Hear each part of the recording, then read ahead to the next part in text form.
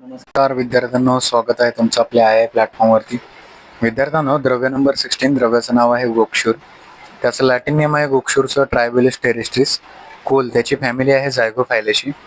गण मूत्रविरेची आणि शोथर या महाकाशामधलं ते घटक द्रव्य आहे गोक्षूर. पर्याय इम्पॉर्टंट द्रव्य एक्झामला विचारलं जातं. श्वदंष्ट्रा, जे कुत्रे असतात, कुत्र्यांच्या ज्या सळ्या असतात, सळेसारखे दात म्हणतो ना, टोकदार तसे त्याचे काटे असतात, म्हणून त्याला शोधनष्ट्र असं म्हटलेलं आहे. स्वादुकंटक आहे, गोड आहे. त्याची ट्रिक पण हीच आहे, स्वादुकंटक जी नामकरणामध्ये रसपंचकामध्ये इम्पॉर्टंट आहे ती.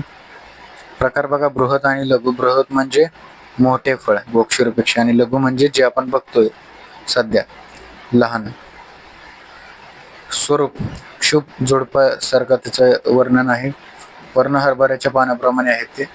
पुष्प लहान पिवळे आहेत. पंचकोनी तीक्ष्णतेचं काटे असणारं फळ आहे. मूळ कसे आहेत त्याचे? लांब आणि दुर्कट रंगाचे मूळ आहेत. उपयुक्तांग मूळ आणि फळ सांगितले या ठिकाणी. उत्पत्ती स्थान सर्वत्र भारतामध्ये सांगितलंय. रसपंचक बघा काय शिकतोय आपण, गोक्षूर. गोक्षूरची ट्रिक आहे स्वादुकंटक.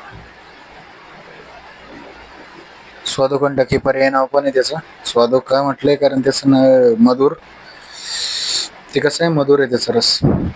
रस चला बघा, स्वादू दू उकार आलाय बघा, म्हणजे रस कसा आहे? मधुर आहे. वीर्य जोडाक्षर आहे का? आहे. स्वा म्हणजे शीतवीर्य. आणि विपाक, विपाक कसा आहे ते? त्याच्यामध्ये लेटर्स किती आहेत? 1 2 3 4 5 5 लेटर्स आहेत. म्हणजे तो कसा विपाक आहे? मधुर विपाक आहे. शीतवीर्य आहे, मधुर विपाक आहे, म्हणजे तो काय कफवर्धक आहे. कफाची काय करेल तो? नॉर्मली वाढ करेल. आणि सर्व गुणांनी कसं आहे तो? वातग्न आहे आणि पित्तग्न पण आहे. मुख्य कर्म आहे त्याचं मूत्रल कर्म आहे. ज्यावेळेस आपल्याला शरीरातील लिक्विड शरीराच्या बाहेर काढायचं असतं त्यावेळेस त्याचा वापर होतो. शोथर, बल्य, कफनिस्सारक. अग्निकर्म गोक्षूरक मूत्रकृच्छ आणि लहराना. मूत्रकृच्छ ज्यावेळेस असेल यांचे शूल कमी करतो. जेव्हा मूत्रकृच्छात आपल्याला शूल होतं ना त्यावेळेस. वाथर द्रव्य. मात्रा बघा, फल चूर्णाची मात्रा 1 ते 3 ग्राम सांगितली तुम्हाला. मोलकवाताची मात्रा 25 ते 50 ग्राम सांगितली या ठिकाणी. ml मिली सांगितली तुम्हाला. ठीक आहे. त्यानंतर कल्प बघा, गोक्षूर, क्वाथ आणि दशमोलारिष्ट हे त्याचे फॉर्म्युलेशन्स तुम्हाला सांगितलेले आहेत.